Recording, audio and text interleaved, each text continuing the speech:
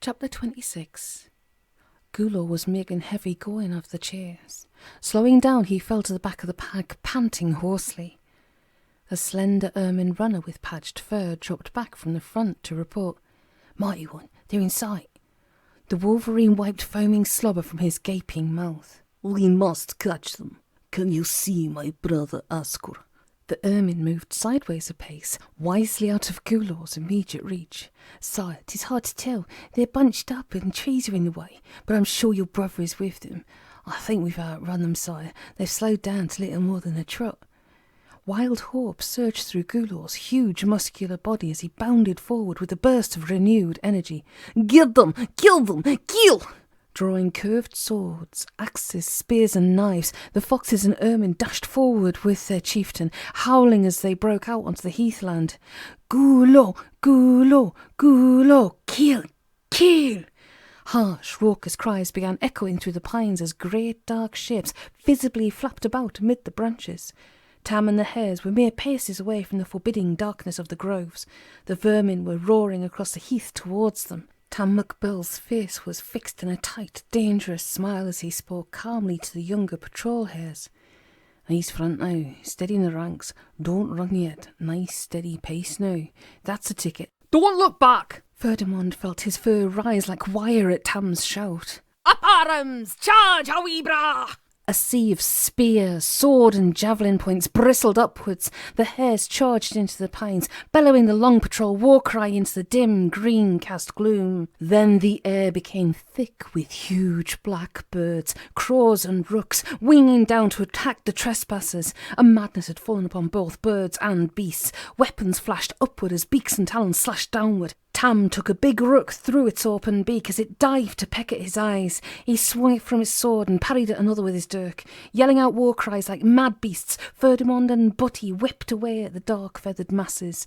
Both warriors covered their eyes with a paw as they thundered ahead towards a glimmer of sunlight that pierced a dim grove. Alongside Tam, a hare stumbled, her ear half torn off by a cruel, raking bird talons. By grabbing onto the hare's homespun tunic, Tam was able to drag her up and along with him. Then, thrusting his dirk into her weaponless grasp, the borderer urged her on. "Keep going, me pretty. We're nearly there. Hawibra!" The light from the outside grew brighter, dispersing the darkness and illuminating the flashing of steel. Paws pounded the thick floor of dead pine needles, scattering them broadcast. Ragged, dark shapes squawked, beaks pecked, and glistening talons ripped savagely at fur, eyes, paws, even at naked steel blades. Then they were out. The long patrol broke forth into the high, bright mid-air, sobbing, cheering, weeping, laughing, and still shouting war cries. Butty Wapscott made sure the last hare was out. Never forgetting his duty, the gallant corporal rapped out orders to all and sundry. "Straighten yourselves up now, form ranks and keep those weapons drawn. Face to the trees, it ain't over yet, buggers. Never mind your wounds, stay on the alert." One or two crows almost came out beyond the grove, but then wheeled and turned at the cries from within. Mad with bloodlust, they hurled themselves back to meet Gulo and the vermin headlong. Ferdinand found Tam cleaning his blade on a tussock of grass. "Tam, there's no sign of Doogy or Euphas. I can't see them anywhere. What'll we do?" The border warrior's jaw tightened. "Not a thing if either of them went down among those birds. But somehow I can't see that happening to Doogy Plumm or that crafty vole. We've got to get away from here fast." Ferdy nodded curtly. "Right you are, Tam. We've lost 3 hares and there's a good number wounded. Getting back to the river and the shrew boats is the best plan. Then we can regroup and plan ahead. By the way, was Doogy and the vole chap with you when we entered the pines?" Tam shook his head. "No. Weren't they with you, word Durry?" Lancejack sheathed his long rapier. "No, I was bringing up the rear. I never saw either of them. Come to think of it, I didn't catch sight of them at the edge of the wood or while we were crossing the heath. I hope those two are all right, what?" Tam accepted his dirk back from the young hare with a torn ear. "Looks like they weren't with us for a while. Don't fret. I'll take my oath on it that those 2 rogues are safe and well someplace." Wapscott waggled a paw in his ear at the screeches and squawks which were emanating from deep in the pines. "Good grief! Let's get away from that racket. Patrol, come to attention. Smartly, about turn. Lead off by the right and head for that big hill yonder. Quick march!" Going down the easy slope into a valley, the patrol entered the trees and began marching uphill. Now they had come through the ordeal of the pines and were temporarily free of the pursuing vermin, talk of the battle was bandied about. Weary but elated, the young hares chattered as they marched on. Where do we get back to Salamander's front and tell him all about that, eh, what? Rather. Look at the scar I've got on my blinking cheek. Blight who did that looked more like a bloomin' eagle than a crow. Ugh, he won't be flying tonight, though. No, sir. It's nothing. It was one bird by the size of his flipping feather mattress. Picked me up by me ear. Would you believe? I lost my sword, but I kicked him until the fiend let me go.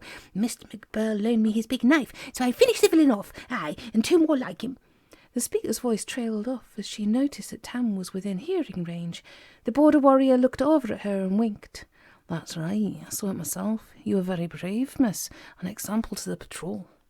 His remarks set off a string of other tales, each one full of self-congratulations. Did you see me, Mr. MacBurl? I had 2 on the point of my javelin, quick as a flash. One was swooping down on me, and I remember Sergeant Womel's boxing lessons. I hit him such a punch that the blighter shot to one side and buried his beak in an oak. Oh, you should have seen him struggling to get loose, flapping and scratching like I don't know what. What? Hold on. Buried his beak in an oak? That was a pine grove. Wasn't a flaming oak in sight, old lad. Oh, did I say oak? I meant pine. Yes, pine. The boasts went back and forth until Wopscut whispered to Tam, Did I tell you about how I slew a score of rooks and carried 4 wounded out on my back? Tam stifled a laugh as he replied, Oh, don't be too hard on the young uns. It was probably their first real battle. Can you remember how you boasted after your first encounter made? I can. It took 'em a full season to shut me up, the way I bragged about it. But he chuckled. I recall it well, Tam. I was very young then, but to hear me tell the tale of that battle, 'twas a waste of time attending it for a long patrol. According to me, I won it single port. Let them carry on with their tall tales. They're not doing harm to any beast by boasting. After a few days, the excitement will wear off. Then one night they'll cry themselves to sleep, remembering the pals they lost back there. Tam nodded slowly. Aye, I can remember doing that myself. When they reached the hilltop, the patrol could see the river far below through the trees. 1 shrew and 2 shrew were waiting to meet Tam at the hilltop. 1 shrew shook his paw. Well, sir, you came out of it alive. Did your plan work? The border warrior glanced back at the pine grove on the far hillcrest. I think so. At least Gulo isn't out of there yet. Though I can't imagine a monster like him to be defeated by any number of black birds, can you? 2 shrew shrugged eloquently. Maybe, maybe not. We've been sent here to watch the land and get back word if he shows by tomorrow's dawn. Our log is waiting down there for you. He's got a feed laid on. Tam tweaked Ferdemon's ear. Did you hear that? The Gosim have got victuals ready for us. Without further ado, Ferdimond set off briskly downhill. I say, jolly decent of the old shrew types, what? They certainly know how to sling a salad and present a pasty. Fighting by morning and feasting by night, eh? Just show me that blooming grub. Tam nodded to Buddy. Hear that? He's almost forgotten the fight the moment food was mentioned. The corporal marched off smartly in Ferdimond's wake. Well, what can one expect? The chap's young, he's got an appetite and he's a hare. Stands to reason, don't it? Tam kept pace downhill with Buddy, listening to a little ditty he was singing. I wake up in the morning so glad the night is past. It's straight down to the table to break my flipping fast. Oh, breakfast, breakfast, us chaps must have some breakfast. There's oatmeal, honey, toast and tea and seconds just for me. When I finish breakfast, I hang around the kitchen. The smell of victuals cooking is getting quite bewitching. Luncheon, that's what I'll soon be munching. On soup and salad, chomp and chew, I think I should eat too. The afternoon's a desert. I wait impatiently until I hear the cook call. He's serving noontime tea. Oh, tea time, an utterly sublime time. Each dainty cake and homely scone, I'm first in line for one. When chaps race to the table, it's always me the winner. I fairly vanish as a frog when I run to dinner. Oh, dinner, my figure ain't much thinner. I lick at both my plate and pour, and then I yell out for more. I'm starving, flipping hungry. Oh, isn't it a crime? That interval from dinner to good old supper time. Supper, how super server up, sir. Then pack some scoff up good and tight to take to bed tonight. The Gorsim cooks had dug a baking pit on the riverbank with a fire to one side of it. Log Togi greeted Tam and Buddy warmly. It does me heart good to see you again, mates. Well then, did your plan work out? Is every beast back in one piece? Tam returned the Gorsim chieftain's hearty paw-shake. We left Gulo and his vermin to argue it out with the blackbirds. I'm still waiting on the outcome of it. There's 6 or 7 hares wounded, but not too badly. We lost 3 to the crows and rooks. I didn't imagine there'd be so many birds roosting in those pines. Doogy and Euphis have gone missing, but I'm sure those 2 rogues are still on the loose someplace. So how goes it with you and your Gorsim friend? Togi pointed to the pit and the fire. Whilst we were waiting, the cook spotted a shoal of trout swimming up river, so we snared a few. They've got a trout bait going. Be ready for evening. I've posted 2 lookouts to watch the pines for you. My healers will tend to your wounded. Come aboard for some snacks and a drink. There's something that's been bothering me, and I want to talk to you about it. Tam, Buddy and Ferdinand sat beneath an awning on Togi's big log board, drinking rose-hip cordial and nibbling at a tray of preserved fruits. With the late noon sunlight shimmering off the gently flowing water, Tam and the hares sat back and relaxed for the first time that day. Buddy called to the young hares on the bank, who were shouting and gesticulating as they told the Gosim of their heroic exploits. "Now say, you chaps, please keep it down to a dull roar." He turned to the shrewd chieftain. "Now then, old lad, what's on your mind, eh?" Togi scratched his beard. "It's something you said back at the water meadows, Tam, when you joined up with Long Patrol Hares. How many vermin were you tracking?" The border warrior pursed his lips. "Oh, about 5 score, I figured. And Gulo, of course, but no more than that." Togi nodded. "I thought that's what you said, but when I sent 1 shrew and 2 shrew out to find where the vermin were camped last evening, they reported back there were only slightly more than 2 score of them." Ferdinand glanced back from one to the other. "Oh, Cogs, that leaves half of the blinking villains unaccounted for, what?" Buddy bit his lip. "You know what that means, Tam." Tam stood up, fired by a sense of urgency. "The other half will be attacking the Abbey. We'd best get the patrol on the move back to Redwall." Log-a-log Togi gestured the squirrel back to his seat. "I've lived a few seasons more than you beasts. Running off with half a scheme is sure to route to failure. Let's take time to figure out things proper like. I've got 1 or more 2 ideas I'd like to put to you." Tam sat down. "I'm always ready to listen and heed a chieftain of your experience, Togi. Carry on, mate." The Gosim leader explained his scheme. "If you could get through those birds in the pines, then Gulo could, though I don't know what shape his number of vermin will be in when he does. Rest assured, though, he'll be coming after you, so we can't afford to ignore him. Your first plan was to draw the vermin away from Redwall and pick 'em off until they were finished, but that plan won't hold water anymore. I think we should stay put by this river. When Gulo comes out of the pines and picks up the trail again, then we move. We'll wait until the last moment, then leave a clear trail for him to follow. My Gosim can get you back to Redwall by one waterway and another, until we're not far from the Abbey. I'll have scouts send out to other beasts who'll help us. I know lots of creatures who are friendly to the Redwallers. They'll help without question." Tam winked at the wise old shrew. "Right, Togi, a great plan.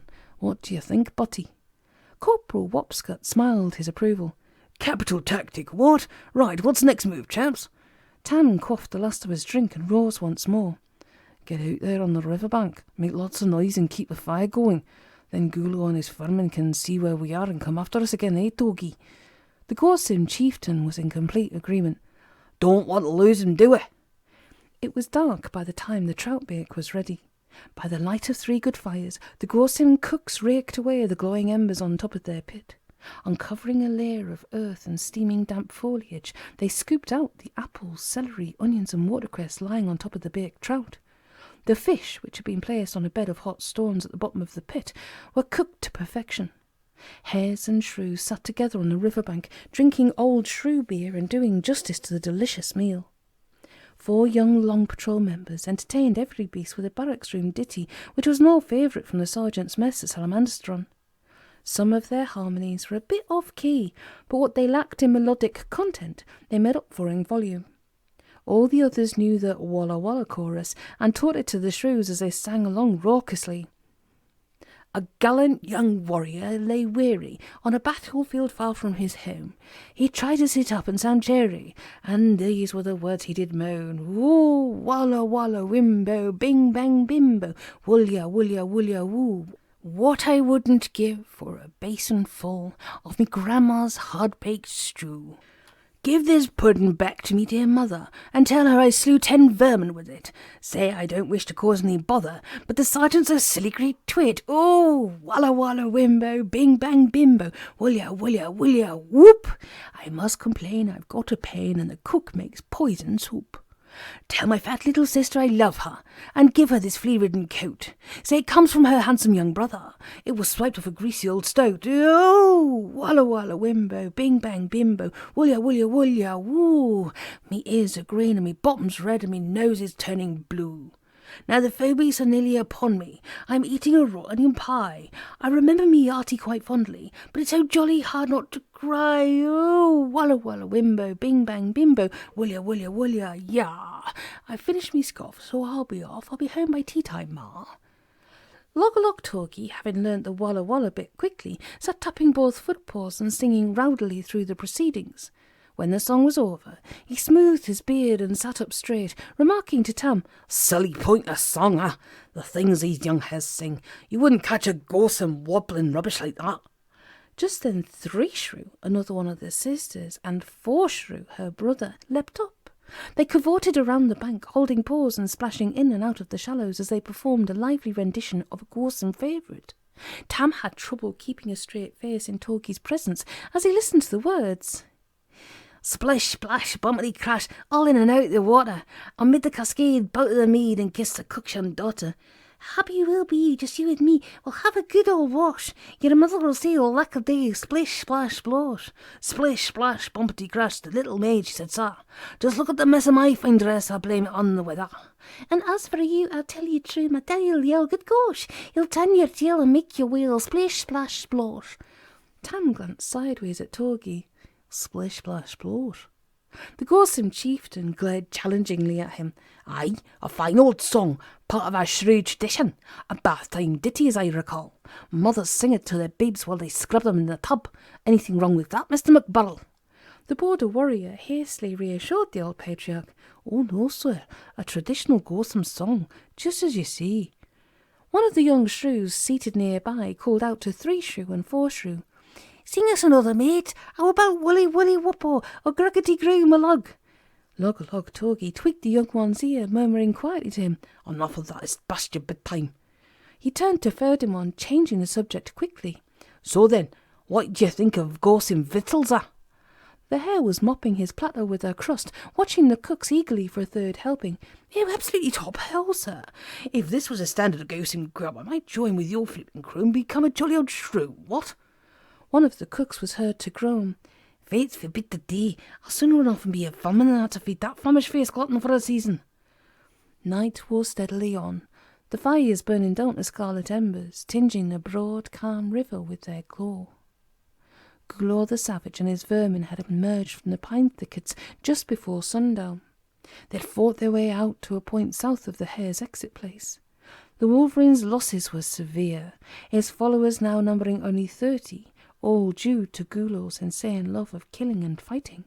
He had revelled in the combat against the birds. Forgetting all else, he had stayed within the pines to inflict mighty slaughter upon the rooks and crows who had dared to attack him. The deep-carpeted pine needle floor was littered with winged carcasses. Unwittingly, Gulo had done the shrews a great service. Never again would the predatory birds roost in sufficient numbers to harass a Gorsome in their water meadows. This, however, did not concern the wolverine as his mind settled back to more urgent matters, the capture of the walking stone and deadly revenge upon his brother. He ignored the raking scratches, wounds, and dried blood upon his powerful frame, tearing feathers from a slain rook and sinking his fangs into it. The surviving vermin had lit a fire out on the open hillside. Crouched about it, they licked scratches, tended injuries, and roasted the bodies of their dead enemies. Gulo watched them closely, gauging their mood, which he knew to be less than willing. It did not matter to him how they felt. A beast such as Gulo the Savage was concerned only with his own desires. A badly wounded ermine gave a whimper of pain. Tossing aside a half-eaten crow, he lay back, exhausted and dispirited. Unaware that his leader's keen senses were focused on him, the ermine moaned softly to his comrades. "I lost an eye to those blackbirds. They took such a rip in my guts I can't hold victuals down. Oh, methinks I need to rest for a little while." Gulo padded over to the wounded vermin. He leaned over him, inquiring in an unusually gentle voice. "Your injuries are bad. Do grave sleep, my friend." The ermine was both pleased and relieved at his master's concern for his welfare. "Oh, Lord." A single brutal blow from the wolverine's paw broke the vermin's neck. Kicking the lifeless beast to one side, Gulo straightened up, the campfire flames reflecting in his insane eyes as he growled out a harsh warning. "Who wants to join this whining coward?" The remaining ermine and foxes averted their eyes and held their breath as his wild stare swept over them. Gulo grabbed a charred claw from the fire, crunching his fangs into it. After devouring the bird, he sat down, gazing into the flames while snarling out his commands. 2 of you, go and scout out where my brother and his band are at. The rest of you eat. Fill your mouths with the flesh of our foes. Mayhaps 'twill put some fire in your bellies, some iron into your spines. Nearly every vermin stood up. All wanted to go scouting, fearing to stay in their wild leader's company. Gulo's voice stopped them in their tracks. He pointed with the dead crow's taloned leg. I said 2. You and you. The rest of you, stay with me. Let me hear a chant of war to show me you're ready to serve Gulo the Savage. His creatures knew better than to refuse. They stood around the fire, stamping their footpaws and waving blades as they roared out one of their battle-rousers from the lands of ice beyond the great sea. What is fear? I know it not. What is death? The phobie slot. Gulo, Gulo, Gulo. Blood is what my blade drinks. Slaughter is what my mind thinks. Kill, kill, kill. Lead us on, O mighty one. Own the bodies of the slain. Gulo, Gulo, Gulo. Blood will swell into a lake. Smoking fires blaze thy wake. Kill, kill, kill. Eat the flesh of those who fall. Let them tremble when we call. Gulo, Gulo, Gulo. In the pine tops, a bedraggled crow perched on its empty nest, awaiting a mate who would never return. It raised its head, squawking mournfully at the calm golden dawn which creamed the eastern cloudbanks to the hue of newly churned butter. The white fox who had been sent scouting, in company with an ermine, made his report to Gulo. Mighty one, they are camped by a broad river beyond yonder wooded hill to the east. They have boats.